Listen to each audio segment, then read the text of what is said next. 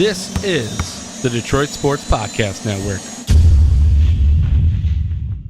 Thank you, everyone, for finding the latest edition of the Motor City Sports Rant. You can find the Detroit Sports Podcast anywhere on any platform that podcasts are located, including Stitcher, Podomatic, iTunes, Apple Podcasts, DetroitSportsPodcast.com, iHeart. We thank you so much for finding us and being engaged with the Detroit Sports Podcast. We wouldn't be able to broadcast every single day without the support of great sponsors. And the sponsor of Motor City Sports Rant this week is the Motor City Pawn Brokers. The Motor City Pawn Brokers are the one-stop pawn shop when you're in need of short-term cash or are looking for quality, brand name new, and pre-owned merchandise. With locations in Detroit, Ferndale, Roseville, and Warren, their mission is to deliver exceptional value. Go check out one of the locations. They have great customer service. Mark and the crew have made it their mission to provide great customer service and to change people's perceptions of pawn shops. For all information regarding the deals and what's going on at the Motor City Pawn Brokers, go visit MotorCityPawnBrokers.com. That's MotorCityPawnBrokers.com. Detroit is the greatest! Straight up light you on fire for a Coney dog right now.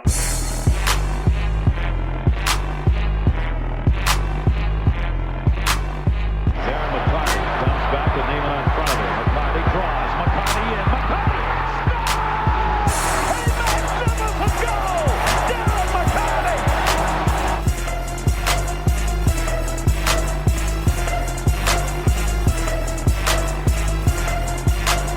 Stafford takes, throws, end zone, Calvin, touchdown, Detroit Lions!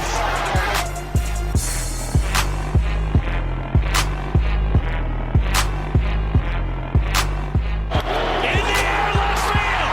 The Tigers march to the World Series! Welcome in, everybody, to the latest edition of the Motor City Sports Rant. I am the Doc, John Macaroon. Jason Jarvie will be calling in shortly. I want to get a chance to recap and tell everybody, last week we talked about the fact that Jason had a vacation, and he did take his wife to see Hamilton, one of the great musicals, I guess, and I want to get a sense of what it was like for Jason to have a vacation. I think I'm due for a vacation here shortly, and it's going to be great. I want to get a sense of what Jason likes to do on vacation, what it was like to actually see the movie Hamilton, and then I want to talk to Jason about free agency because this time of year is so exciting. It's so interesting with the NBA, with the NHL. There's a lot of happenings, a lot of player movements, especially in the NBA. We're all waiting still at the time of this recording. Kawhi Leonard has not made a decision as to where he's going, and everybody's waiting for that tweet or waiting for that Woj bomb to take place to let everybody know. Is he actually going to join the Los Angeles Lakers? Is he going to, fulfill that super team in Los Angeles with LeBron James, Anthony Davis, and Kawhi Leonard? Whoo! Now, I'm curious as to what you guys think. Is that a good idea? Would that make the NBA super interesting, or would it kind of take away the competitive balance in the NBA? Because I feel like if Kawhi Leonard were to actually stay in Toronto, I think that would be great to continue to solidify the East, and then you might have a potential solid opponent should the Lakers, make their way through to the NBA Finals if they add others. I want to talk to Jason about his thoughts regarding the Knicks, the fact that they set themselves up to get big-time free agents, and within 4 or 5 hours of free agency starting, they had to put out a press release apologizing to their fans because their fans wanted KD, their fans wanted Kyrie, they wanted to build a super team, they wanted a big three, and they did not end up getting either of them. A big slap in the face to the Knicks fans, to the organization, because of the fact that the big name free agents, KD, Kyrie, they went over to the Brooklyn Nets, and everybody that's affiliated with the Knicks has egg all over their face, and the Knicks are reeling. And it's just a fascinating look at when you position yourself to get free agents and it doesn't happen. Major letdown for the fans, the organization, everybody across the NBA is kind of laughing at the Knicks regarding the fact that they were shunned. And we'll also tie it in locally regarding the Pistons and Wings. They're making moves. They're trying to add pieces. But unfortunately, with where both those squads are at, they're making moves, but I don't feel like they're big-name splashes. They're not something that's going to really move the needle significantly. And, it's unfortunate. One of the guys that was the glue guy, Ish Smith, for the Pistons is moving on. He got a contract with the Wizards, and the Pistons feel like they upgraded by signing Derrick Rose, former NBA MVP, to a 2-year deal, $15 million. look, he's an upgrade. He's better than Ish Smith, but it's just overall, I think many of the Pistons fans that are watching are just really waiting for Andre Drummond, Reggie Jackson to kind of move on. They're waiting for all these contracts to kind of fade off so that we can actually get a look at and get a sense of where this rebuild is happening. So I'm not too excited regarding with what the Pistons are doing. Many people feel like we're kind of standing on the outside looking in regarding NBA free agency with the moves that the Pistons are making. They're small, minor moves, so you can't really get too excited. But can't wait to talk to Jason. He's going to dial in shortly regarding all the happenings and great things going on in the world of sports and his recent vacation. All right, Jason, good morning. Looking forward to the conversation. Started the podcast just a couple minutes ago, telling everybody, recapping last week, telling everybody that you just had a vacation, and I'm fascinated. Now that we're getting a little bit older, vacations mean so much. It means spending time with family, also sometimes reconnecting with the wife. What was your vacation like, and did you get a sense of like, okay, I got a chance to recoup, relax a little bit? I assume you had like 5-6 days off? I mean, it was a long weekend. We left on a Friday, came back Sunday, so it was a good getaway. We kind of used a little bit more time, but also at that point we also missed Jake because even though it was a vacation, I mean, part of it is getting to spend time with your kids. So while it was really nice to have the 3 days where it was just me and my wife. But yeah, it was good. It would have been nice to have maybe like another 2 days to just like relax at home. But it was we made the most of it, and it was just a well needed getaway. Well-needed getaway. Obviously, it's great not being at work, getting out of town a little bit. Obviously, you decided not to stay in Detroit. You went out to Chicago. You checked out Hamilton. Like I said last week, I want to get your sense of what it was like because I've gotten into a little bit of the musicals a little bit with my wife, and I've enjoyed it. I'll be straight up honest. I've enjoyed going to see The Sound of Music, getting down to the Fisher Theater, and enjoying a couple hours, a little bit of a getaway with music and performances, and I think I've enjoyed it. The first one I saw was The Phantom of the Opera. I thought I was going to hate it, but obviously when you're a kid and you see it come through, I obviously remember when it first broke out in the 80s, and I was a kid, and I'm like, who cares about music? Who cares about people singing and dancing? Not realizing it would, 30 years later be one of the epic musicals of all time. So I saw it, and when I walked out, I was like, man, hon, I like this. It was cool. So we went to Sound of Music. I've been to a couple others, and yeah, I enjoy it. Maybe one day I'll take my wife to see Hamilton, but this getaway for you was a way to connect with the wife, and that's good. In the 2 years since your son's been born, have you had it like a week off, and I think you've gone to Disney or things like that? What do you like to do on vacation? Is it more just relax, or are you now entering into the phase where, okay, let's save up and take trips with the kid? I mean, that's probably where we're at the point. Like, we've had weekend getaways, like a night here, but I think the next like big vacation, because we're big Disney people. My wife, her and her family, they're like the gigantic, they're Disney vacation plan people, and I love it now. I really enjoy going to Disney just because everything's right there, and it's fun every time. I mean, you like Disney, and with all the new stuff that they're adding there with the Star Wars and Marvel, there's always going to be something new. Yeah, that's probably going to be the next big thing, is saving up to trying to do a Disney trip. We want him to be a little bit older so he maybe remembers something, but that's going to be our next big vacation. But yeah, for right now, a night here or there is, it's perfect. No doubt about it. I'm at that phase now. My girls this week and next will turn 7 and 5, so I'm thinking next year we're talking about it, so that'll be the year. So I got to save up because it's gonna be the year to go to Disney World. Yeah, baby, I can't wait to go down and have a good time, take a week off. But yeah, we're planning something in August, maybe this year. Maybe go down. Now, what are you gonna do? Are you gonna stay on the property, or are you going to get like a hotel and then drive into Disney World? Have you ever been there? I've never been there. You've gone. My family has gone. I'm thinking probably staying on property, but that is absolutely the way to go. We could do a whole podcast of how to do Disney World, but obviously people probably aren't tuning in to hear about how you should vacation in Disney World. Yeah, no, I can't wait to do it. The girls are having fun. Right now it's fun because we take them to the pool, water parks locally, Frankenmuth, things like that. We went to Kalahari this year, so it's fun time with the family, and it's really good too. But at the same time, My wife's also thinking too, because next year will be the 10-year anniversary. So I gotta bust my butt, because it's girl's birthday. Her birthday's May 31st, and then a 10-year anniversary. So you're gonna see me like hustling next year to try to put together some money, man. It's interesting too, because of the fact that Disney trip is not cheap. So I like the fact that I get a chance to plan a little bit in advance. I got a year to put this together. But you did take your wife on a getaway. Chicago is a great place, no doubt about it. Everybody raves about it. The Riverwalk there, the fine dining, the opportunities to go shopping. Chicago is a metropolitan area, one in which Detroit is trying to model and trying to create attractions, restaurants, places, and things for people to do. You went to Chicago. You took your wife to see Hamilton.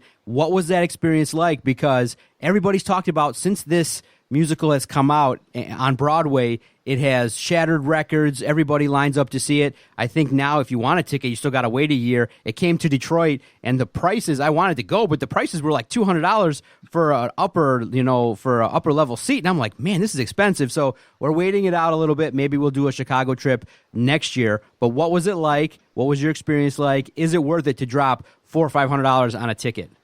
I mean, yeah, it's absolutely worth it. It's an amazing musical, and I grew up. My family was a family that we did musicals. That was one of the things that they did. Actually, I got my love of sports from my brother, and my parents. They kind of music was part of their lives. So I grew up going to that. But in Hamilton, it's different than anything that I've ever seen, really, because you have this idea of how a musical goes, and it's almost like Hamilton is almost like a hip hop opera, because in like a regular musical, there's talking, and then you have a song, and then there's more acting, and then songs. But this is like the entire thing is either sung or rapped, and it's so interesting, and it's something that I've never seen, and it's a great story too. You think it's about you hear that it's about Alexander Hamilton, and he's this founding father, and then it's gonna I'm not a big history buff, but it's nothing like that. There's more to it. There's a story to it, and you can relate to it on many different levels, and it was a great experience. It wasn't that expensive. I think when you're going to Broadway, it's going to be difficult to go to get a ticket on Broadway, and when it's coming to your city, it's only going to be there a couple. And with Chicago, we planned it in advance. We went to the afternoon show, so we had the whole night to ourselves. And it was great. I loved it. So highly reviewed from Jason Jarvie. Go check out Hamilton. What was the name of the theater where it was at? It was like the CIBC Theater. It's bought by some bank. Yes. Okay. So you had a good time in Chicago. Nice getaway. You saw Hamilton. Okay. The weirdest thing about being in Chicago that weekend. So we drove to Chicago because it's only 5 hours away. And as we're driving in, you've been to Chicago, right? Yeah, plenty times. So we're driving in, and it's busy traffic. And we're driving along the lakefront where, when you're coming into Chicago, and they have those two big parks. They have Grant Park and Millennium Park. And there are just a bunch of people standing around looking at their phones. And I was like, what are those people doing? Why are they just sitting there looking at their phones? And I'm like, it's like those people are playing Pokemon Go. And I swear to God, there was a Pokemon Go festival in Chicago that weekend. It was the strangest thing. Yeah, you're like, what's going on in society? Why can't they enjoy the view? Look up, and all of a sudden you see all these people are playing a game. I thought that thing faded out, man. It was popular at one time. I think you and I joked around. Maybe I thought about putting some Pokemon here outside the studio to get people to look at my name. But that is a crazy game that took off, and people now still are with it, and they even had a convention in Chicago to play Pokemon Go. That's fascinating stuff. And we were at the the Bean. Yeah. It's this big thing, and there's all these people just standing around it playing Pokemon Go. I'm like, come on, people! Yeah, come on. It's nice weather. You get a chance to hang out outside. Pokemon Go right now is the last thing on my mind. No doubt about it. But I'm glad you deserve a little getaway. Things are good with your family. You're a hardworking guy. So it's always good to hear you do fun stuff and you can recap it and things like that. And a fun summer ahead for you and the family. I'm certain of that. You'll have a good time with them, especially now that the weather has turned finally. Thank goodness we had a chance to have a good, solid week of weather, and it was really, well-deserved for Michigan residents to get outside a little bit, whether you went out to check out the golf, whether you went out to the lakes. It was finally nice to have a stretch of weather. Finally, I think we were all craving one nice week of weather so that we could, at least get outside and change up the vibe a little bit from all the rain and all the cold, nasty weather we had. So finally, it was a good week for everybody involved. Now, I want to talk to you this week on the podcast regarding free agency, NBA, NHL. It went down this week, and also we'll take a look at what the Pistons and the Red Wings have done. It was an interesting look at NBA free agency, and everybody's talking about the Knicks, the fact that they struck out. They did not get KD. They did not get Kyrie. Within 4 hours, like I said earlier, within 4 hours of free agency starting, the Knicks actually had to put out a press release that said, "We apologize. We did not get the guys that we wanted." But let's take a look at who we did actually get. And it's a fascinating look at sometimes, even if you make your plans, even if you have the idea of getting free agents, they don't decide to come. KD, Kyrie, they obviously spoke and figured out a plan, and it wasn't the Knicks, it was Brooklyn. And I was fascinated at that. It's interesting that they committed long-term to these guys, especially KD having the injury. And then now the domino that everybody's waiting, and I'm thinking probably he's going to end up with the Lakers, Kawhi Leonard, but I'm hoping, me personally, that he stays in the East to kind of make it a little bit more competitive. But I'll ask you this, what's been your impressions of NBA free agency, and do you think that, the teams like the Lakers and teams like the Warriors in Houston and things like that, do you still believe that that's where the competitive balance lies? Or do you say to yourself, where Kawhi Leonard goes is where a lot of the power is going to shift in the NBA? I really feel it doesn't really matter where Kawhi goes at this point, because it seems that the NBA is getting a little bit more balanced, that you're seeing that even though they are building what looks like super teams, the super teams don't always work out. You look at what Houston has with Chris Paul and James Harden, not the best, situation. The Warriors, they had an amazing run, no doubt, and it got them 3 championships. But, this year not having a ton of depth, and when your superstars go down with injuries, it shows, you need to have something behind you. So it's going to be interesting this year, even regardless of where Kawhi Leonard goes, if he does end up with the Lakers, I mean, it's going to be must-see TV just to see what they actually do. I'm not sure if it's really going to succeed because, Anthony Davis doesn't have that great of an injury track record. Kawhi Leonard, there is so much focus on keeping him healthy.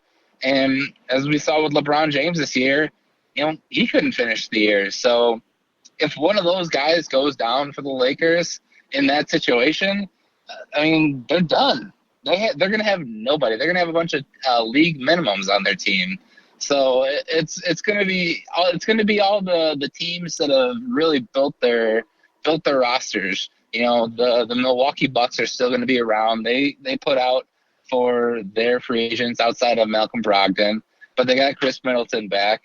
The Utah Jazz are looking better, and then the teams that cleaned up on the trades were with the New Orleans Pelicans. It's going to be interesting to see what they do. They have a really young team, and the sky could be the limit for those types of teams. So it's really going to be interesting seeing what works out. And maybe the Pistons, I don't know, maybe they can do something, or should they just tank? I don't know. What do you say? Yeah, no, with the Pistons, it's a fascinating look because they did, upgrade a little bit. They let Ish Smith go. He's now with the Washington Wizards, signed a 2-year deal. It's interesting because of the fact with a lot of these teams, it is predicated on their athletes staying healthy, but the Pistons have 2 athletes now that have a pretty big track record of injuries in Blake Griffin and Derrick Rose. And it's fascinating because I think now the talk in the NBA is a lot of these guys are getting $7.5 million per season, $8 million, and they're not really that good, averaging 6 to 8 points. I mean, Wayne Ellington signed with the Knicks for $8 million a season, and I'm like, yeah, it's a little bit high. And so there's a premium on who you select. And the Pistons right now, and I said that prior to our conversation, it kind of just feels like we're on the outside looking in. We got to make moves, but they're not significant enough for the fans to really buy into anything because of the fact that, look, you got Blake Griffin, and then you got really not much else in terms of cohesiveness and talented individuals. I mean, you're signing a plethora of point guards, but I think the organization is sending out the signal with their draft this year that we're taking a longer-term approach because you got two guys that aren't going to even play this year. And then you realize, okay, you got Andre Drummond, you got Reggie Jackson, and Blake Griffin. I think that they've recognized, at least internally, that, okay, they're probably not going to make a championship push. And right now the fans aren't thinking about, right now, 2018, 2019, 2020. They're saying, look, we've been waiting since 2009. We don't have any playoff wins. What's going on? What's taking so long? And so that's where the problem and the disconnect lies, is that the fans, myself, nobody wants to wait. But again, this year we got to wait for Reggie's contract to end. We got to wait for all these other contracts to kind of subside, and then they're going to retool. So that's why patience is being preached with the Pistons. But it's not fun because if you started 2 years ago, if you were wise, maybe you could have cleared the cap space. Maybe you don't get KD. Maybe you get Kyrie. Maybe you get somebody else. Maybe you even make a move for Klay Thompson. But to not do anything and to be stuck in mediocrity is where the fans are so frustrated, is that they don't believe in any of the moves yet. That's what's so frustrating. And then you got, this was the summer. This was the big summer. You had Klay Thompson. You had KD. But the interesting and solid thing that happened for the Knicks is they can kind of turn this into a positive spin for themselves and to say, look, we wanted Kevin Durant, but unfortunately he hurt himself, and it's hard to invest $40 million and just give it to a guy to waste a year. It's hard to invest in Klay Thompson when he's tore his ACL. So they're lucky in that sense, but if you're a New York Knicks fan, it's super tough because you just don't feel like you're in on the action, and you're the Knicks. You have this prestigious organization, but everyone's now realizing, wow, ownership sucks, nobody wants to go there, bad reputation. So it just sucks for the Pistons and Knicks in that they're not, their stock is kind of flatlined. And so I'll ask you this before we start talking about the Red Wings. Do you think the Pistons and Knicks are kind of at the same level, or do you say, you know what, the Pistons at least now with their leadership is starting to at least put together talent? You got Blake Griffin, you got Andre. The rest can be filled in later. The Knicks right now, they're just kind of throwing good money after bad. I would say if you were to take a stock and it's either the Pistons or the Knicks, I think you should buy on the Pistons. Absolutely. I mean, the Knicks just, their owner is a complete joke. And I get it that you don't want to. That's what everyone is thinking, that is that you don't want to give KD all that money to sit out an entire year and then be unsure of what you're going to get when he comes back. But you don't come out and say that. Right. That's dumb. It's not good business. Say, hey, we I don't know. You don't say that, because that just, it kills you. And they lost out on the draft lottery of getting Zion Williamson. That would have been, at least a caveat, that, hey, we got this budding superstar who could be really great. And they got a good player in RJ Barrett, but they're still years away. They traded away Kristaps Porzingis, and they just, you signed Julius Randle, and didn't they get Bobby Portis too? And they got two former Pistons, Reggie Bullock and Wayne Ellington. I literally fell off my fell off my chair laughing. I fell off my chair laughing. Yeah, it's just it's tough to be a Knicks fan, and it's still tough to be a Pistons fan at this point. But I think you're at least, you can expect if Blake Griffin's going to be healthy, you're going to see some decent basketball. Does Derrick Rose move the needle at all for you? Are you saying, it's upgrade a little bit over Ish Smith? As a guy that could average 18 points, a little bit of razzle-dazzle here and there, but you're not going to get him for 80 games. You're only going to get him for 50 to 60, at best. I mean, I do like Derrick Rose. Maybe call me just, I have a idea of Derrick Rose in his prime, and it's wishful thinking to think that you're gonna get anything more than what we saw in Minnesota out of him this year.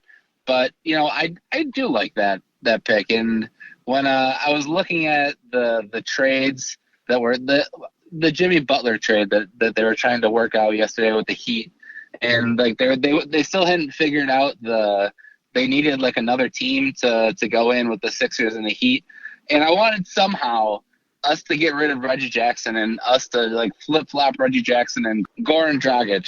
It's around $18 million. And if nothing else, I want to be done with Reggie Jackson. And that would have been an interesting person to bring into the fold and see if we can get something new happening. But it's a lost cause. Understood. Now, with our remaining 5 minutes, we get a chance to at least explore our initial thoughts regarding the moves of Steve Yzerman. Kind of a little bit of some debate going on with some fans going, you know what, if Ken Holland made these moves, we would be up in arms, but because of Steve Yzerman, he gets the benefit of the doubt. Real interesting. He started to fill in some needs, signed Valtteri Filppula, brought him back, 35 years old, 2-year deals. Patrick Nemeth, defenseman, and goaltender Picard. He did come out and say that Athanasiou is now free to move back to the wing and things like that. So your early impressions of some of the moves, for me, I'm looking at it like he's trying to fill out the roster, but he's waiting out some of these bad deals before he starts making some moves in free agency. I think it'll be light in free agency. He's signing guys he has familiarity with that could upgrade the team, but it's not going to be a splash, and it seems like the slow, safe approach. But some people are not happy with the fact that he's bringing back guys that he knows, and people are saying, well, maybe early on Steve Yzerman is someone that we got to take a stronger look at. I think these are they're smart moves because they're short deals. They're not worth a lot of money. And these are moves that you make and guys that you can hopefully move, come trade deadline season, because what the Wings are trying to do now is we're trying to accumulate talent.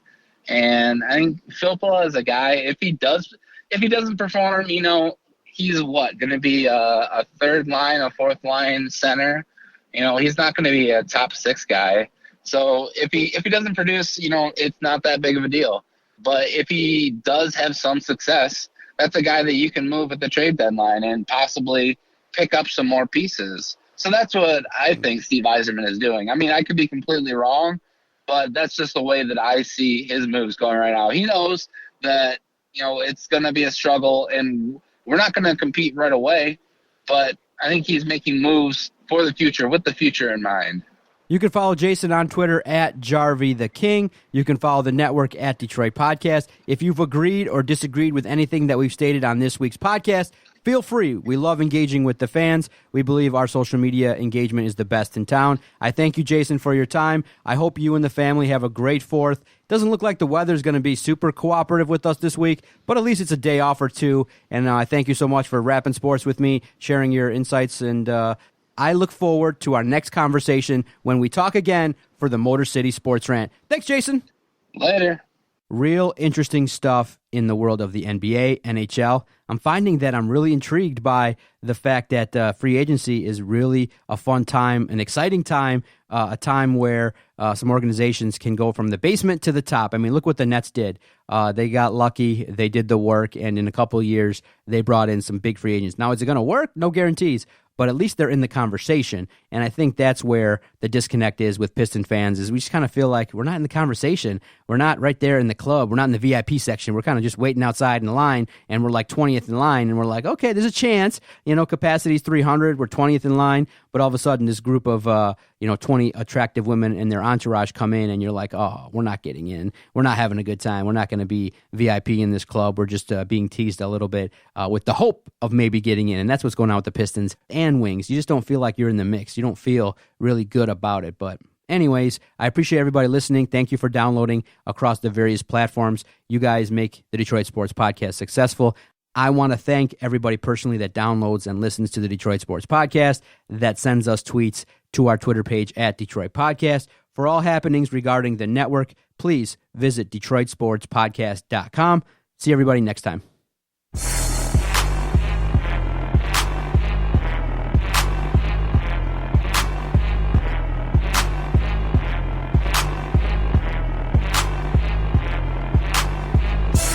Okay, nice, idiot. F you. Bye-bye.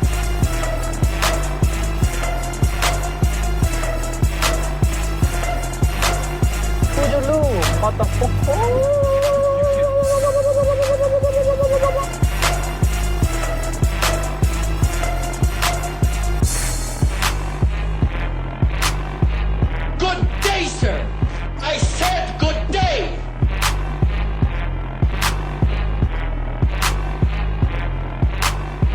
All right. Take care now. Bye-bye then. Loser.